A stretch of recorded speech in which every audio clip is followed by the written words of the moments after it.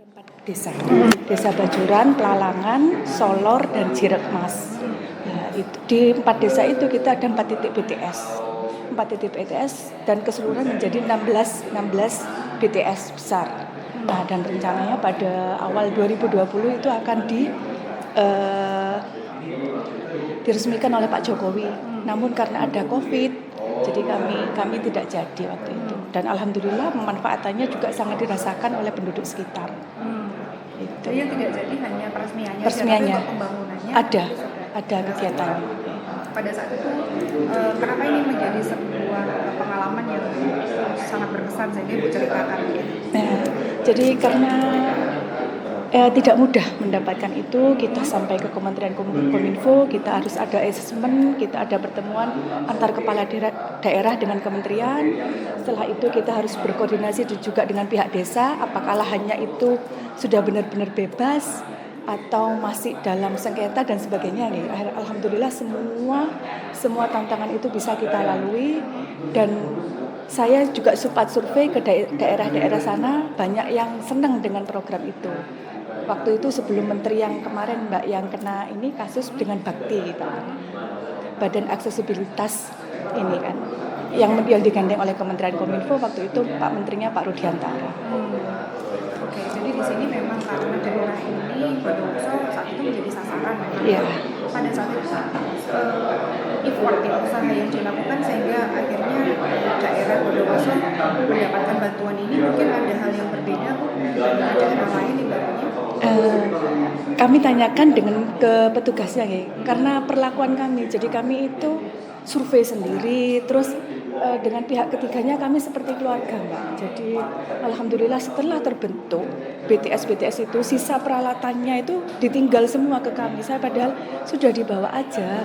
Ini kan toh ini memang bukan milik daerah, tapi enggak apa-apa Bu, nanti misalkan ada dibutuhkan biar bisa kepake gitu waktu itu ya. Akhirnya beda dengan Kabupaten Situbondo hanya dapat 1 waktu itu di Randu Merak. Di 4 desa. 4 desa, masing-masing desa ada 4 titik. Jadi total 16 titik BTS. Memang itu sesuai yang ditargetkan?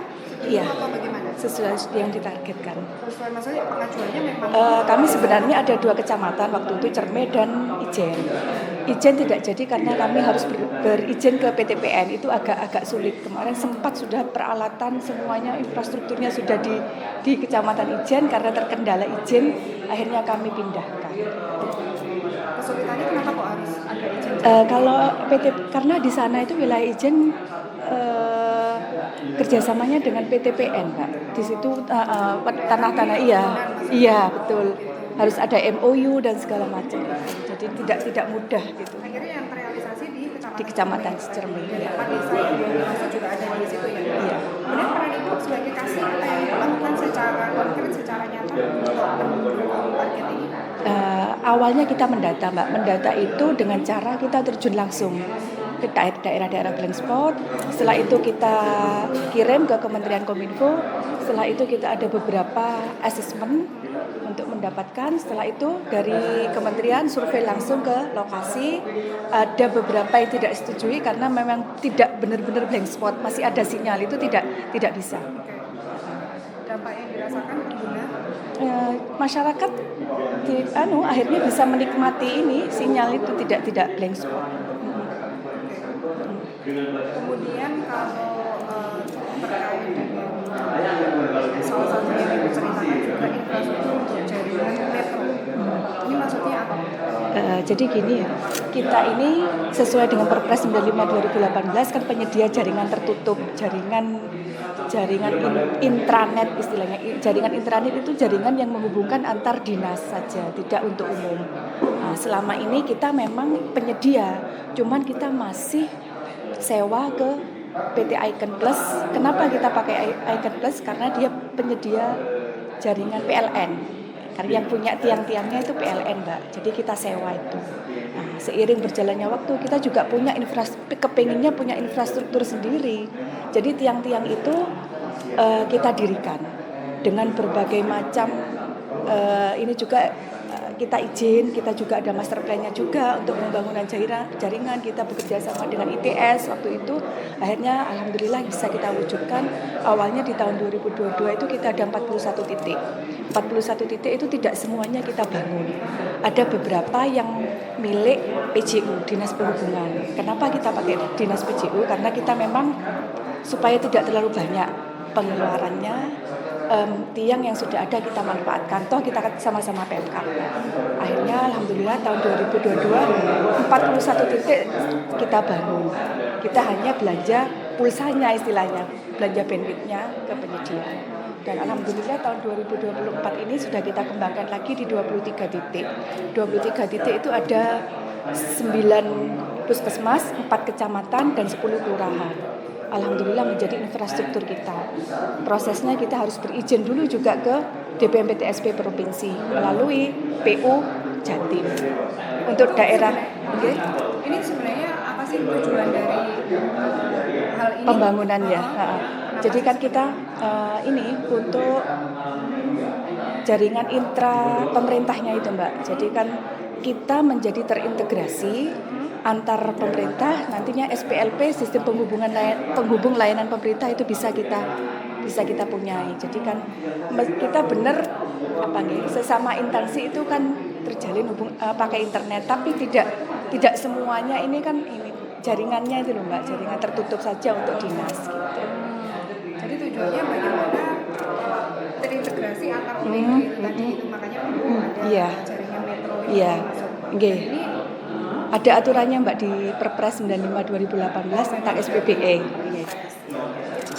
Jadi ibaratnya Ibu mensukseskan memang amanat yang ada di Perpres ini Iya. Kendala tantangan yang Ibu hadapi ketika di lapangan apa? Sebenarnya kalau kendalanya itu kita di infrastrukturnya, jadi sarana dan prasarana yang ada di kantor. Tapi sebenarnya kita sudah mulai berbenah. Ketika itu menjadi infrastruktur sendiri, kita harus siap secara SDM. Ketika ada FOCAT di lokasi-lokasi tertentu, kita harus punya infrastrukturnya.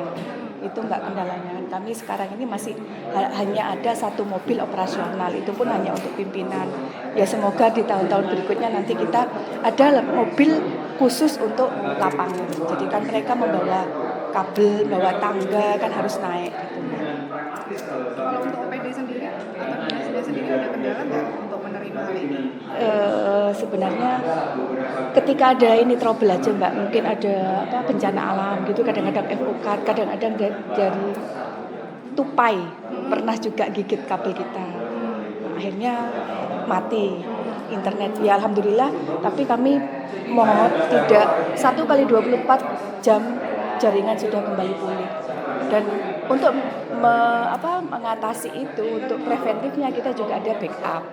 Jadi secepat mungkin kita ke link backupnya. Kemudian satu lagi yang Ibu ceritakan ini terkait dengan kegiatan Digital Talent Scholarship ini ketika Ibu dedikasi juga di situ. Beberapa kali kami dedikasi dan kabit juga iya. Oh iya, masih berlanjut berarti kegiatan. Iya, ada beberapa. Jadi kegiatan itu kita bekerja sama dengan BPSDMP juga, UPT Kementerian, tapi UPT ada di Surabaya. Jadi kita untuk mendigitalisasi UMKM itu kita adakan pelatihan Mbak. Pelatihan bagaimana caranya menjual secara digitalisasi melalui medsos dan melalui seperti Shopee gitu Mbak. Ya itu nanti kita ajarkan. Dan secara berkala kita tetap kita pantau dari kelompok-kelompok UMKM. Kita tentunya tidak bisa bekerja sendiri, kita butuh dari Diskoperindak Mbak untuk karena UMKM deh. Jadi di sini sasarannya kepada UMKM ya? Iya. Yang sudah Ibu lakukan sejauh ini berapa banyak? Kita ada pernah itu 6 kelas. 6 kelas itu ada 25 siswa, masing-masing siswanya. Jadi 125. Dan yang terakhir ini kemarin kami tanggal 9-10 ini juga bekerja sama, kita adakan pelatihan AI untuk konten kreator di Radio Mahardika. Ini yang digandeng siapa saja? Untuk yang narasumbernya dari BPSDMP. Apa itu? BPSDMP itu dari Kementerian Kominfo, UPT-nya. UPT ya? Iya. Pemda mereka memang juga ada kegiatan ini terus Ibu libatkan gitu atau Iya, ada? iya gitu saya libatkan. Jadi semua tematik pelatihannya kami sampaikan ke Pak PJ, kami pertemukan beliau dengan Pak PJ dan alhamdulillah Pak PJ Bupati kami sangat antusias. Jadi nanti beliaunya yang memilih tema-tema pelatihan itu. Selain dengan BPSDMP. BPSDMP dengan siapa lagi dengan eksternal mungkin? Kami biasanya dengan perguruan tinggi. Nanti saya pernah Mbak tahun 2018 ini KKN tematik bersama UNED. KKN tematik itu jadi kita libatkan mahasiswa-mahasiswa itu ke desa-desa untuk ngajari pelatihan di website desa. Karena seringkali kita lakukan pelatihan cuman biasa Mbak mungkin ya di desa kan agak sulit. Jadi kita mohon bantuan dari teman-teman UNED yang KKN. Mulai cara membuka website, username dan passwordnya kita ajari cara bukanya, terus kita ajari cara mengisinya juga termasuk profil desa cara mengisinya seperti apa gitu. Kalau ini memang inisiatif dari UNED-nya sendiri atau dari Ibu yang meminta bantuan mereka begitu atau gimana? Jadi ada program Mbak, kami sebenarnya juga gitu, kami kepingin kita itu gimana caranya mengajari teman-teman desa tapi yang masif. Kalau kita sendiri kan tidak mungkin, kita hanya beberapa personil, hanya 8 orang. Jadi akhirnya kami menghubungi salah satu dosen yang memang kebetulan kenal dengan kami. Akhirnya beliaunya lewat pimpinan. Jadi ibaratnya keinginan Ibu itu sampaikan kepada dosen tersebut dan ditindaklanjuti dengan KKN tematik tadi. Iya. Begitu ya. Terus hasilnya bagaimana? Alhamdulillah. Apa yang didapatkan dari situ? Alhamdulillah jadi beberapa ini ada yang biasa kan, ada yang ini Mbak sudah berhasil selama beberapa waktu, cuman karena kadang ganti ini loh operator desa dipindah, itu juga akhirnya membuat kita harus mengadakan evaluasi kembali gitu. Indikator bahwa itu sudah berhasil pada saat itu apa? Ada websitenya sudah jalan dan aktif Mbak. Nah ini sekarang sudah agak lama ditinggal, akhirnya kembali lagi, nanti kita akan evaluasi lagi. Kemudian kalau sekarang sebagai kabit ya, apa yang sudah Ibu lakukan dalam jangka waktu kurang lebih berapa 2 tahunan ya? Iya. Apa yang termasuk yang tadi infrastruktur itu Mbak. Itu kemarin waktu saya jadi kabit. Enggak di kabit. Waktu yang membangun infrastruktur kami sudah jadi kabit. Oke. Terus kalau yang metro atau yang terkait dengan ini? Metro. GTS tadi. Metro. Oh ya, thank you Mas. Yang Metro Mbak, itu tahun 2022 kami sudah dibangun itu ya, ketika jadi kabit. Jadi itu kalau dampaknya bagi target bidang itu sebenarnya menyasar di apa? Target apa? Penyediaan infrastruktur Metronet itu sudah ada di 93 titik. Ya. Dan ini bentuk peningkatan targetnya mungkin apa, ada target-target yang lebih menantang lagi yang sudah Ibu tetapkan ketika menjadi kabit? Jadi kami kan ada di 23 kecamatan Mbak, dan topografi Kabupaten Bondowoso mungkin naik turun, itu mungkin yang menjadi tantangan kami, karena di situ mungkin area-area pegunungan harus membutuhkan penanganan serius. Takutnya juga ketika ada bencana tidak terduga, itu nanti yang harus kita pikirkan. Selain itu kami kan juga ini aplikasi Mbak. Aplikasi kami juga sudah menyiapkan sistem informasi presensi pegawai. Itu berbasis Android. Aplikasi itu yang ditujukan kepada seluruh PNS se Kabupaten Bondowoso. Dan ini dimulai ketika Ibu sebagai kabit juga? Iya. Apa yang sudah Ibu lakukan untuk mendukung target ini? Jadi awalnya kita untuk percobaan sistem kita hanya semua OPD karena terkait server ya Mbak. Karena kalau semua PNS di Bondowoso sekitar 8.000. Kami coba dulu tahun pertama itu seluruh OPD. Setelah seluruh OPD bisa, kita ke puskesmas.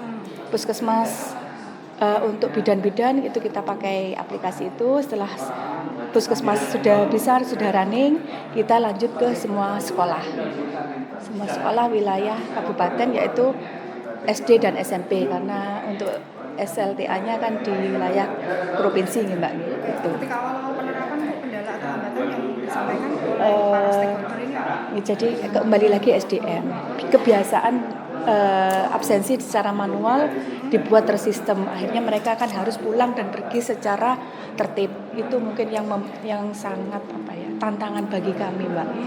Itu termasuk ada yang sampai iya banyak. Iya banyak. Dan rata-rata mereka itu tidak bisanya karena tidak mau mencoba. Kadang pokok tidak bisa langsung tanya, padahal biasanya hanya masalah-masalah yang ya bisa lah Mbak gitu. Itu salah satu. Yang dilakukan apa? Jadi kami buat satu tim Mbak. Jadi ketika ini kan kita ada foto Mbak, fotonya tidak jelas itu tidak bisa, itu sudah komplain ke kami. Terus sering dan kami ini salah satu kelebihannya satu HP satu NIP. Jadi tidak bisa mereka absen di dua HP. Nah itu seringkali dibuat alasan, jadi HP-nya rusak ganti. Itu seringkali jadi mereka kan kepinginnya mau pakai 2 HP, kita tidak bisa seperti itu. Gitu. Itu di situ kan juga bisa muncul kecurangan ya Bu ya, Iya. cara seperti itu. Iya. Kan? Nah terus akhirnya terjuan tim tadi, ya terjuan tim tadi mereka tugasnya apa nih? Tugas. Jadi kan ini ya untuk mengurangi kecurangan itu pakai kita keamanan berlapis Mbak. Nah, termasuk foto itu tidak bisa, foto itu tidak bisa, harus ada tanda kedipnya sebagai bukti bahwa memang benar-benar di foto itu ada kedipnya. Gitu. Ibu ada referensi daerah lain sebelum mengaplikasikan ini di daerah Ibu? Enggak. Jadi waktu itu semangat kami membuat aplikasi karena Pak Wabub waktu itu kepingin buat aplikasi sejenis pakai Bank Jatim. Nah, kami pakai vendornya? Iya, pakai vendornya Bank Jatim. Terus kami itu merasa eman karena apa? Karena tim IT kami bisa. Akhirnya Mbak, kami paparan di depan Pak Wabub waktu itu. Saya dan tim Kominfo lah istilahnya. Kominfo itu paparan di depan Pak Wabub meyakinkan Bapak pimpinan waktu itu untuk bahwa Kominfo itu siap dan bisa membuat aplikasi yang serupa seperti itu. Akhirnya dicobalah dan alhamdulillah dipakai sampai dengan sekarang. Jadi memang karena pada saat itu didorong oleh Pak Wabub yang ingin menerapkan ini begitu ya. Bukan karena setelah studi banding misalnya ke daerah lain kalau mereka pakai terus akhirnya dipakai enggak ya, memang keinginan dari beliau begitu ya. Dan pada saat itu bagaimana langkah Ibu untuk menjawab tantangan ini selain setelah paparan kan ibaratnya setelah itu kan harus action nih dilakukan. Nah, itu yang Ibu lakukan bagaimana? Setelah paparan dan Pak Wabub waktu itu setuju untuk Kominfo yang membuat, akhirnya kami langsung gerak cepat untuk membuat aplikasi. Setelah aplikasi jadi, kita paparkan ke pimpinan. Waktu itu ada pimpin Pak Wabub, terus ada BKD, ada inspektorat karena selaku pengawasan, dan alhamdulillah di situ disepakati juga ada payung hukumnya, ada perbub juga Mbak. Itu kita buatkan itu. Jadi perbub ini sudah dibuat terlebih dahulu sudah aplikasinya iya. muncul ya. Terus ketika ada hambatan di lapangan kan bentuk antisipasi yang sudah Ibu siapkan pada saat itu apa? Kan ini perubahan yang cukup besar ya. Nah, itu pada saat itu apa bentuk antisipasi yang Ibu lakukan? Jadi kami bentuk tim. Dari tim itu karena ini menyangkut kepegawaian, timnya dari BKPSDM Mbak, untuk leadernya. Jadi kita hanya murni sistemnya. Jadi misalkan ada keluhan dari BKD nanti disampaikan ke Kominfo. Tapi kadang-kadang meskipun itu tidak jalan ya kadang langsung ke Kominfo. Dan seringkali yang dijadikan kambing hitam itu Kominfonya Mbak, karena sekarang ada Kominfo ada seperti ini, jadi tidak bebas pulang ini macam-macam lah Mbak. Tapi sudah biasa, kita terima gitu. Tapi ini semuanya sudah dipastikan bahwa aksesnya dan segala macam dari sisi keamanan dan segala macam itu memang sudah dipastikan semua bisa dan alhamdulillah. Jadi kami juga sudah ada sistem pengaman di server kami, kita pakai firewall. Di situ kita ada membayar lisensi juga, jadi tiap tahun kita perbarui dan alhamdulillah sampai dengan sekarang tidak ada kendala. Pernah ya memang tidak mungkin kan semua sistem pasti ada pernah kena serangan, pernah, tapi saya pastikan tidak sampai terlalu lama kita memperbaiki itu. Dan ini sudah diaplikasikan berapa lama? Sejak tahun 2022. Tahun 2022 ya. Sampai sekarang kan Sampai dengan sekarang ada versi 5 sudah Mbak, sampai kita ada perbaikan. sudah ada evaluasi Iya. ya. Apa Bu hasil evaluasi kurang lebih hampir 3 tahun diterapkan ini? Kita perbaikan sistem, perbaikan aplikasinya. Dulu servernya itu cukup untuk misalkan 1.000 orang menjadi sekarang 4.000 orang gitu. Terus ada pengamanan, sekarang ini katanya ada 1 HP yang bisa dibeli untuk ini apa ya, dari segi keamanannya gitu loh. Tapi teman-teman kan sudah mengantisipasi, jadi bisa diatasi gitu. Nah ini kan termasuk tim yang mengoperasikan ya Bu ya, terkait dengan hal baru seperti kemajuan apa yang harus mereka antisipasi lagi gitu. Cara Ibu untuk mendorong mereka itu tetap update dengan hal seperti ini bagaimana? Ini terkait tim ya, yang di internal Ibu. Ya, jadi tim kami itu saya warning selalu belajar. Jadi kan namanya Dinas Kominfo ini kan mengikuti perkembangan. Jadi kami untuk selalu belajar, untuk selalu mengikuti teknologi. Jadi kemarin itu kita penyimpanan hanya di sebuah server. Untuk tahun depan kami juga sudah membeli cloud untuk penyimpanan Mbak. Jadi itu salah satunya sih. Kalau Ibu khusus di bidang ini tuh lebih ke arah ini apa kan biasanya kalau di Kominfo itu kan ada yang kalau Ibu berarti yang kayak di Aptika itu ya, aplikasi teknologi informasi ya. Kan ada juga yang mungkin terkait dengan lebih ke urusan-urusan yang lain ya, misalnya kehumasannya dan lain-lain. Kalau Ibu memang pure yang aplikasi dan ini ya. Kemudian kalau tadi ya, kalau bicara mengenai tim, cara Ibu mendorong mereka gitu ya untuk tetap update dengan hal baru tadi bagaimana? Kami adakan fintech Mbak. Jadi teman-teman saya ketika ada penyedia jaringan mengadakan kegiatan fintech, kami bebaskan teman-teman untuk mengikuti karena itu pasti ada perkembangan terbaru. Terus ngapunten Mbak, saya juga pernah jadi PLT tahun 2019 itu, kami juga pernah menjadi PLT di tempat bidang komunikasi. Jadi kan kita juga menyediakan media luar ruang, itu kami juga buat tegaan banner, itu juga pernah. Ketika saat itu kosong. Iya, kosong. Kemudian terkait dengan pengguna layanan ya Bu ya, jadi stakeholder layanan yang dilayani kan seluruh OPD ya, entah itu sampai yang level tadi kecamatan, sekolah dan segala macam seluruh stakeholder itu. Nah, sejauh ini subkrusial layanan yang masih menjadi PR Ibu yang harus diselesaikan itu apa? Misalnya berangkat dari apa sih yang sering menjadi kebutuhan atau keluhan dari para pengguna ini? Kalau penyedia layanan aplikasi semua. Berarti kan di sini bagaimana tugas Ibu kan untuk memberikan layanan sebaik mungkin layanan kepada pengguna ini. Nah, selama ini apa sih yang sering menjadi kendala, hambatan atau permasalahan gitu ya, dan bagaimana cara Ibu merespon hal itu?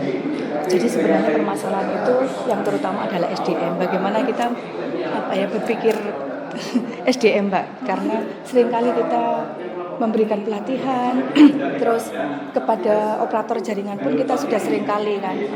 Kadang itu lampu mati menghubungi ke kita, jaringannya mati padahal belum dicek dulu.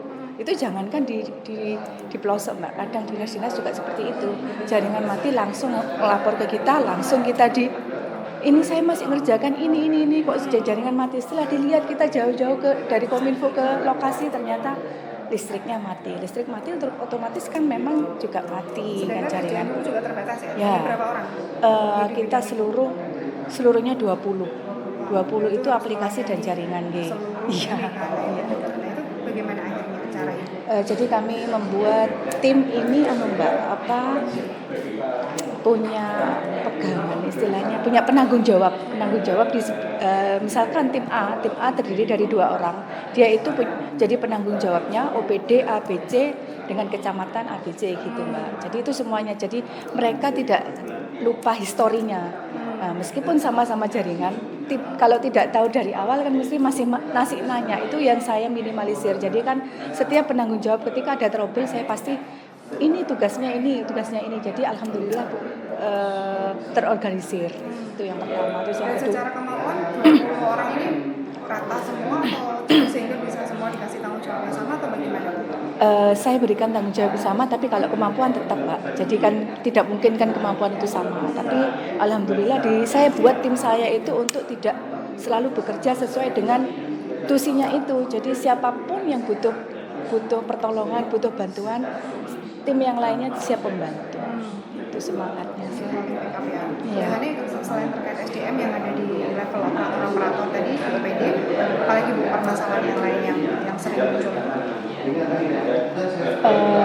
Jadi mereka itu tidak mau belajar itu saja. Jadi hanya mengandalkan tim Kominfo. Gitu. Sebenarnya sudah kita berikan pengertian, tapi ya tetap seperti itu.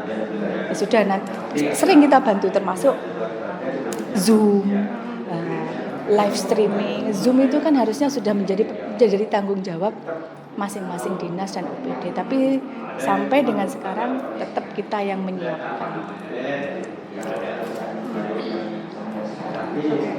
Kalau terkait layanan kepada masyarakat langsung, tadi misalnya kayak BTS itu ya, layanan kepada masyarakat langsung ya. Termasuk bagaimana? BTS. Ya, itu kan menyasarnya ke masyarakat langsung ya. Iya. Itu bagaimana? Apakah setelah itu diterapkan masih ada keluhan atau permasalahan dari mereka, Bu? Iya, karena sebenarnya daerah blank spot kita kan bukan hanya di situ. Ada beberapa titik, kita kemarin Sapon sudah mendata sekitar 30-an. Memang lumayan banyak, tapi alhamdulillah kapan hari saya juga sudah ditelepon Bakti yang baru ini, tapi mekanismenya beda melalui aplikasi. Mereka punya aplikasi yang namanya Pasti. Itu juga kita mendata ulang. Berbeda dengan tahun kemarin. Kita tidak terjun langsung karena COVID aja Mbak, waktu itu kita hanya mendata dari masing-masing desa. Itu kadang-kadang juga gitu, padahal ini mau diberi bantuan gratis loh. Kadang mereka itu saya kirimi satu persatu desa loh lewat kecamatan Mbak, saya berikan formnya untuk mengisinya pun bolehlah misalkan secara ini aja manual. Itu tidak kembali ke kita, kan saya sayang eman gitu loh. Tapi kemarin ada beberapa yang kembali ke kita, itu akhirnya yang kami data di kementerian. Sudah ada kemarin nama-namanya, nanti insya Allah Bakti mau terjun langsung survei. Berarti kan kesadaran masyarakat bahwa ini tuh bukan ada bantuan gratis, Iya. tapi tidak Iya.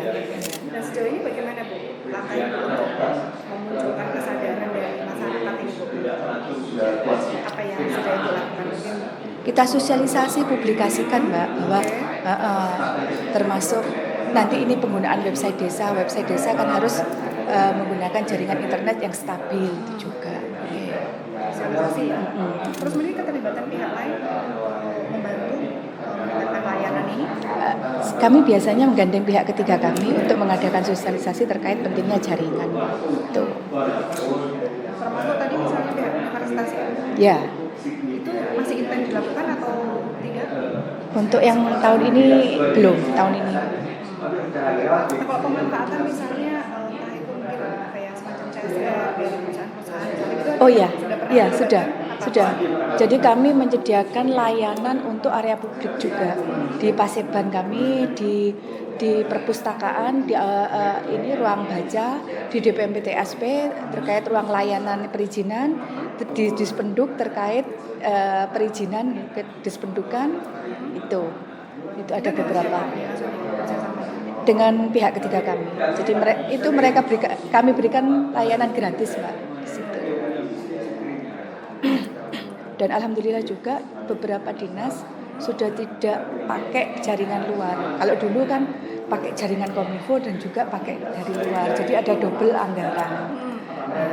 Untuk menumbuhkan kepercayaan kita harus membuktikan Mbak. kemarin tuh dari Bapeda itu sudah pakai full layanan Kominfo. Dari Dispenduk alhamdulillah juga sangat bergantung layanan Kominfo karena di situ ada perekaman KTP di kecamatan-kecamatan. Jadi sekarang sudah tidak menggunakan pihak luar ya? Ya, ada beberapa dinas kami juga karena kami bukan tim anggaran tidak tahu kan mana-mana yang masih pakai pihak ketiga lain. Gitu. Tapi diusahakan Ya. sebanyak mungkin pakai Iya. Kominfo. Iya. Sulit nggak untuk memunculkan kepercayaan itu? Ya awalnya agak sulit Mbak, soalnya kan apa ya, nanti lemot gitu lah. Ini pun sekarang pun ada beberapa yang masih SIPD ini kan aplikasi dari pusat ya. Kan bukan hanya di Bondowoso saja mungkin yang lemot, di semua se-Indonesia Raya lemot. Nah, ketika itu lemot yang disalahkan tetap kadang itu Kominfo. Tapi ibaratnya di tempat Ibu berusaha tetap memperbaiki layanan. Iya, tetap.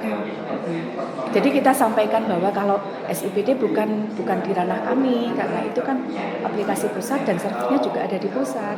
Karena seperti ini kan harus dua arah, sama-sama stabil. Gitu. Kalau terkait dengan tim kerja ya Bu ya, karena Ibu kan sudah lama di situ ya.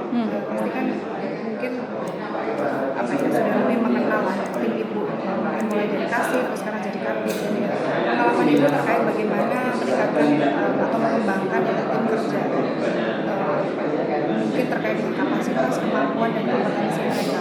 Seperti apa yang sudah Ibu lakukan sejauh ini? Oke, tadi Mbak saya persilahkan teman-teman untuk mengikuti BIMTEK. Termasuk ini Mbak, kemarin kita ada program satu data. Satu data kita akan pakai satu aplikasi, satu portal layanan berbasis NIK. Berbasis NIK ini juga agak sulit karena kan kita melibatkan Dispenduk Mbak. Nah, insya Allah teman-teman ini akan belajar di kota Surabaya. Bagaimana mempunyai aplikasi berbasis NIK. Jadi dalam membuka satu portal aplikasi itu kita hanya menggunakan satu NIK dan tidak usah login lagi ke aplikasi-aplikasi yang lainnya gitu.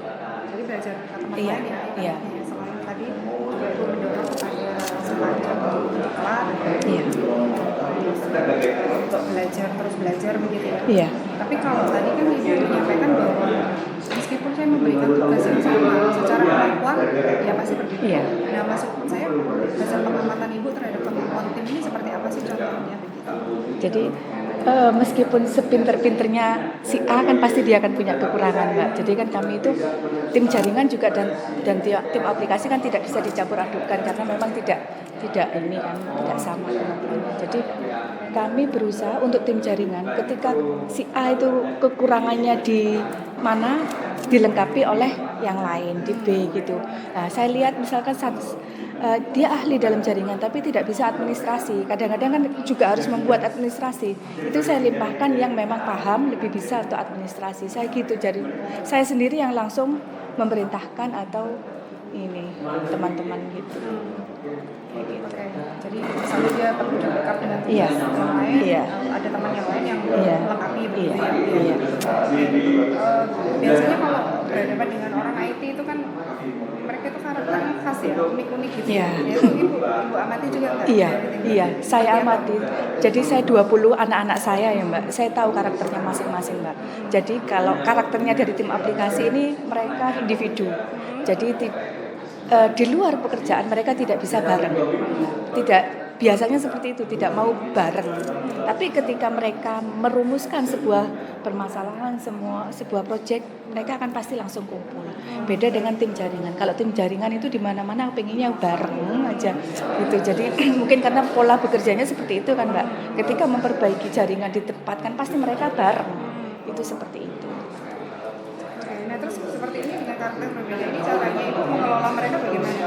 Jadi kami sesuai dengan passionnya aja Mbak. Jadi yang sekiranya sama-sama enak bekerja, mereka bisa senang dengan pekerjaannya, saya pun bisa senang karena bisa hasil pekerjaannya juga memuaskan, itu aja. Ketika mendelegasikan tugas begitu pernah ada yang mengalami hambatan atau kendala gitu nggak? Enggak, sebenarnya bukan mungkin enggak ya, ada sih, ada, cuman mereka langsung minta bantuan. Langsung telepon saya, Bu, saya ini ada masalah gini. Langsung saya perintahkan yang lain untuk membantu gitu.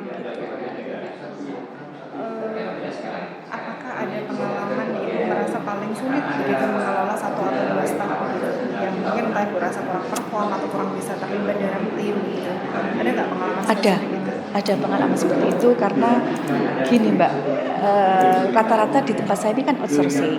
Nah kebetulan dia PNS dan latar belakang pendidikannya S2, jadi seperti milih-milih pekerjaan gitu loh. Jadi kan padahal semua staf saya perlakukan sama, namanya staf kan kita itu bekerja teamwork. Saya pun seperti itu, saya tidak menganggap diri saya sebagai kabit, saya ini teamwork, harus ada manajerialnya, ada yang ngatur, ada yang diatur gitu aja. Selebihnya kita sama. Gitu. Nah, ini, jadi saya melakukan pendekatan ya memang saya fungsikan sebagai S2-nya itu. Jadi secara administrasi, konsep surat yang tidak bisa dilakukan staf lainnya saya berlakukan ke salah satu staf itu. Gitu. Jadi 20 orang ini ternyata tidak semuanya PNS. Ya. Outsourcing-nya ada berapa? Ada sekitar 10 atau 11 gitu ya. Separuh. Iya, separuh.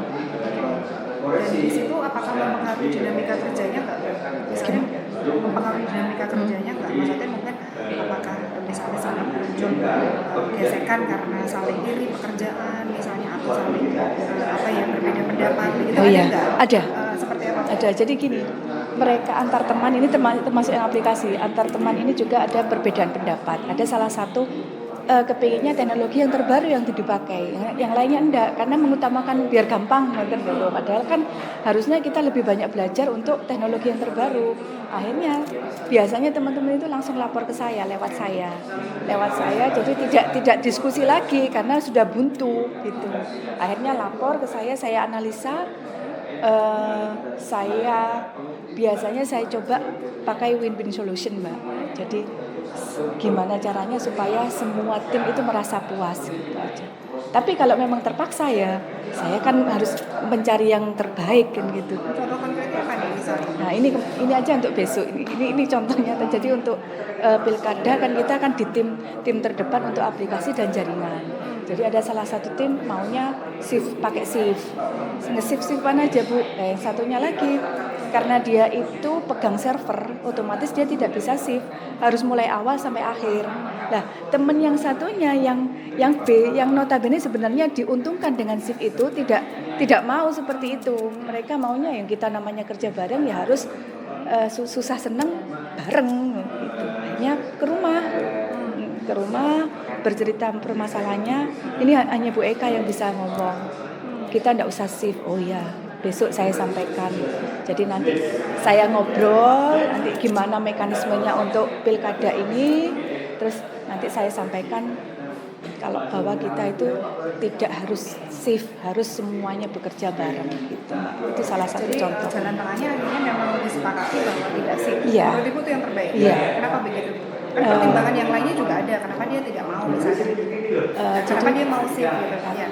Ya mungkin kan ini Mbak, beban pekerjaannya kalau tidak shift kan lama kan Mbak, mulai jam 1 sampai jam 8 malam. Awalnya kami setuju dengan shift. Cuman kasihan 2 orang yang harus bekerja dari awal sampai akhir karena dia memang pegang server, yang lainnya tidak bisa. Nah, otomatis kan kita harus adil. Adil itu semuanya bisa merasakan senang dan susah gitu Mbak, kecuali kalau memang sakit atau bagaimana gitu. Tapi ini sudah Ibu sampaikan kepada tim? Belum, besok iya. Tapi sepertinya keputusan akhir dari Ibu pun mendukung untuk tidak dilakukan shift. Iya. Kalau ini kan antar staff gitu ya. Kalau yang kepentingan yang lebih luas misalnya antar bidang itu pernah nggak ada perbedaan antar kelompok misalnya di masyarakat misalnya itu pernah nggak? Ya pernah Mbak. Kami antar bidang alhamdulillah Mbak. Untungnya nyambung dengan bidang statistik dan persandian Mbak. Jadi sebenarnya tusinya keamanan itu ada di persandian, tapi berhubung yang dikelola itu server kami ada di bidang aptika, ya tetap bidang persandian tetap menghubungi kami dan kami yang menyelesaikan. Itu salah satu contohnya Mbak. Termasuk ini nanti integrasi satu data ada di bidang persandian, cuman untuk aplikasinya nanti kita yang akan membuat. Jadi portal satu layanan satu data itu nanti kita yang membuat. Tidak ada kewenangan ya di sini ya, semuanya bisa dibagi. Iya. Kalau dengan pihak lain misalnya masyarakat antar kelompok Tidak. gesekan nggak pernah ya? Nah, alhamdulillah semuanya kami diskusikan termasuk pembangunan tiang itu, Mbak.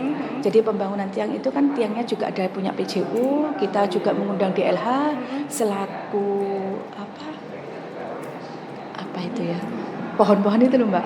DLH terus BSBK, Perkim karena tata kota itu kami undang semua untuk merumuskan ini. Jadi alhamdulillah sesuai dengan kesepakatan tidak ada permasalahan. Termasuk kemarin juga ada kabel, Mbak. Ada kabel di jalan itu banyak yang ini putus. Dari DLH WA ke kami, Mbak, tolong dicek ini ada kabel putus. Setelah saya lihat, saya cek ternyata bukan punya Kominfo. Oh ya sudah, gitu-gitu aja, Pak. Nah kemudian terkait dengan bagaimana upaya itu untuk memastikan pelaksanaan pekerjaan sesuai dengan nilai norma dan prosedur ya Pak ya. Kalau selama ini yang pernah ibu temui di lapangan gitu ya, celah-celah munculnya ada pelanggaran itu apa sih yang mungkin dilakukan oleh tim kerja? Mungkin pelanggaran terhadap prosedur, pelanggaran terhadap aturan yang pernah muncul dan pernah ibu temui itu apa? Kalau secara aturan karena gimana ya, Mbak ya? Kalau kami kan ada grupnya. Jadi ketika mereka bekerja selalu melaporkan di grup. Jadi itu videonya sampai hasil pekerjaannya sudah dilaporkan di grup. Dan alhamdulillah, Mbak, untuk yang tahun ini kami pengadaan jaringan itu kami juga bekerja sama dengan APH, dengan dalam hal ini adalah kejaksaan. Jadi kami kepinginnya memastikan karena dari dulu namanya anggaran infrastruktur ini kan besar, Mbak, mesti jadi solotan LSM dan segala macam. Nah, untuk menghindari itu, jadi apa ya, langkah preventif kami langsung menggandeng pihak kejaksaan untuk bahwa benar pekerjaan ini benar-benar kami lakukan dengan transparan, dengan anggaran sekian, pembangunannya sekian, sudah dicek juga oleh pihak kejaksaan. Itu, Mbak. Itu lakukan awal mulanya bagaimana kalau dengan kejaksaan? Oh, jadi awalnya kita itu tahun 2002 awal pembangunan. Nah, jadi ada LSM, entah itu siapa, LSM itu ke dinas kami, ke pimpinan kami, ke Pak Kadis kami bahwa banyak terjadi penyimpangan dan segala macam. Nah, waktu itu kan saya baru dilantik, saya hanya pelaksana, Mbak. Saya tidak tahu perencanaannya. Yang penting ketika sudah ada di depan mata ya sudah saya kerjakan. Dan sebenarnya setelah dilihat juga sudah sesuai karena apa? Dalam pembangunan itu kita sudah menggandeng ITS, sudah ada peta rencananya, master plan-nya untuk pembangunan dan aplikasi. Gitu. Tapi ternyata masih ada laporan seperti itu. Iya. Terus awal mula kerjasama dengan kejaksaan ini gimana? Jadi saya sampaikan ke pimpinan kami, Pak, ini alangkah baiknya. Kebetulan kok ke Pak Kajari kami kan ganti, Mbak. Pernah yang kena OTT itu ya. Beliaunya itu semangatnya memang apa nggih? Saya pas waktu itu memang kejaksaan itu kita itu bukan menangkap, paling tidak harus ada preventif. Saya ini tidak mau kejaksaan ini menjadi sesuatu yang menakutkan. Jadi kita kepinginnya lebih humanis. Nah, saya menangkap perkataan Pak Kajari itu, coba mungkin Pak, saya cerita ke Pak Gozal, Pak Kadis kami, coba mungkin Pak kegiatan kita diadakan pendampingan, apakah beliaunya berkenan. Setelah ngobrol-ngobrol, boleh berkirim surat, alhamdulillah nyambung, Mbak. Jadi terus kita itu sampai dengan sekarang masih diawasi pekerjaan kita, apakah ada kendala, kalau ada kendala di mana gitu ya, alhamdulillah, Mbak. Jadi memang sengaja tim dari mereka gitu ya, secara berkala itu melakukan pembinaan ya, di tempat itu. Kita ada grupnya juga. Dan dari situ hasilnya lebih minim. Iya. Lebih minim laporan dan sentimen negatif itu hampir tidak ada, ya. Tapi selain itu mungkin langkah yang ibu lakukan untuk lebih memastikan ke tim yang terdekat ibu ya, ibaratnya memang mereka bekerja sesuai dengan prosedur aturannya gitu, apa yang dilakukan yang 20 orang tadi ya, apalagi kan semuanya belum PNS ya, belum tentu PNS ya, dalam tanda kutip meskipun kita PNS itu tidak menutup kemungkinan pasti ada celah atau gitu, apalagi outsourcing misalnya, kita tanggung jawabnya dan segala macam. Itu bagaimana caranya? Jadi kami itu itu selain ada grupnya, kami kadang-kadang sidak lah istilahnya Mbak. Jadi mungkin ke tempat lokasi yang ada perbaikan, apakah mereka datang beneran atau tidak, itu kadang kami cek langsung Mbak. Jadi kami pastikan bahwa semuanya pekerjaan benar-benar aman. Itu yang pertama. Yang kedua juga kan kami misalkan perbaikan di kecamatan, di dinas, kami kan juga punya teman di sana. Jadi kami telepon apakah sudah benar, apakah sudah sesuai prosedur. Dan alhamdulillah kadang-kadang yang telepon memang pimpinan OPD itu langsung Mbak. Kalau misalkan jaringan lah langsung kan beliaunya kan pasti setelah pekerjaan itu selesai bercerita ke kami. Itu Mbak, itu salah satunya. Kalau untuk menanamkannya kepada tim ini biar tetap mereka bekerja sesuai prosedur yang dilakukan bagaimana? Jadi kami setelah bekerja itu saya biasakan mungkin ada reward lah Mbak sedikit. Tidak harus kita tidak harus nominal dengan reward kita ajak makan bersama, ngobrol-ngobrol permasalahan. Terus kita ya itulah Mbak, memberikan saling percaya. Saya mempunyai staf yang jujur kan kita juga harus jujur kepada mereka. Akhirnya kan mereka bisa menilai kita juga Mbak. Jadi akhirnya tidak ada kepikiran untuk tidak jujur sih. Itu sih mungkin. Cara Ibu meyakinkannya bagaimana? Jadi kemarin gini Mbak, ini salah satu contohnya ya Mbak ya. Tanggal 9-10 kemarin kami adakan itu e-sport competition. Itu tidak ada anggarannya di kami. Karena itu hobinya teman-teman. Itu sempat disinggung di Komisi 1 Mbak. Kominfo ini kalau siang pagi main game terus gitu. Nah, teman jaringan ini bekerjanya memang tidak sesuai jam kerja. Karena apa? Kalau jam kerja justru jaringannya dipakai gitu. Akhirnya mereka ada yang main game, ada yang ini memang saya akui itu kekurangan. Tapi ya gimana ya Mbak ya. Nah akhirnya saya buatlah itu sebuah turnamen. Jadi kita adakan di Pendopo Mbak. 9/10/2024 ini sudah ada Pak PJ dan saya waktu itu buat proposal ke Pak PJ, alhamdulillah disetujui. Nah, saya tidak ada anggaran, tapi saya ini ya bertekad lah Mbak, intinya itu gimana caranya supaya kegiatan ini berhasil.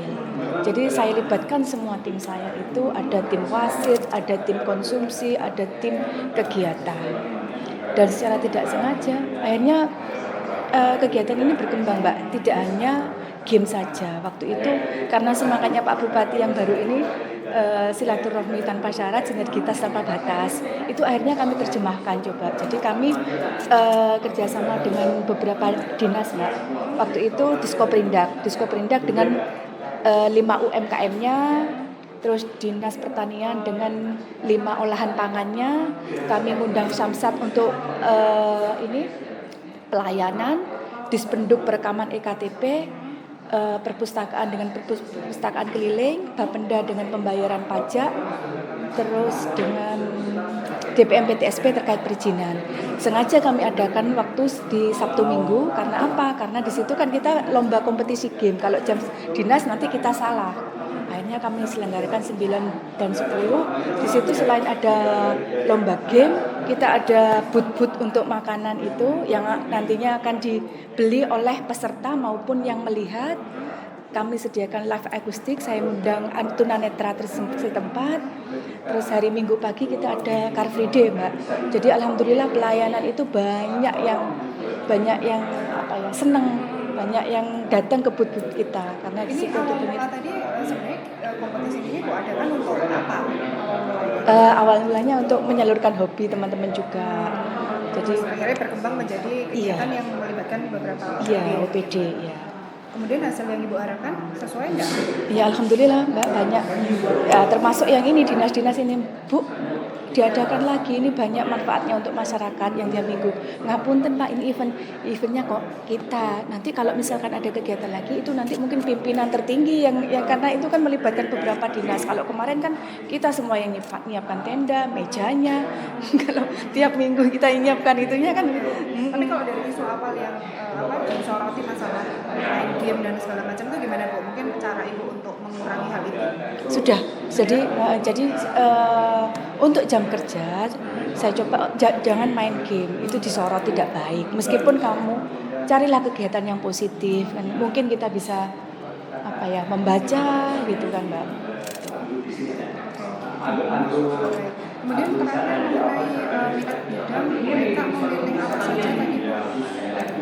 Lupa ya tadi. Teknologi informasi ya. Pariwisata sama pemasaran. Iya. Pariwisata pertimbangannya apa? Karena kan pariwisata ini juga berkaitan erat dengan teknologi informasi, kan? Pariwisata kita mungkin untuk pembayaran kita memakai digital, dari segi brandingnya, branding pariwisata kita sudah siapkan sistem informasinya. Kapan hari kita juga menggandeng SMK 1 Tapen, Bu. Di situ mereka membuat tempat-tempat rekreasi itu sudah 3D, 3 dimensi. Kita pakai virtual itu Oculus, Mbak, itu juga sudah. Intinya tetap teknologinya bisa dipakai Iya, wisata, iya. gitu ya. Tapi kalau untuk kayak tugas di dinas pariwisata belum pernah ya. Nah, Kalau kehumasan juga sama sebenarnya, kan ini untuk publikasinya. tapi pernah ada di Kominfo kan juga ada bidang yang Iya, iya. Pernah ada tugas Iya, pernah jadi sebagai PLT juga. Saya pernah ngurusi wartawan juga, Mbak, sebentar. Baik, sebenarnya cukup dari saya, Bu Eka. Terima kasih banyak. Selain dari sudah selesai, Iya. Ibu boleh pulang atau harus menunggu rombongan yang lain? Enggak. Enggak ya, sendiri-sendiri ya berangkatnya ya.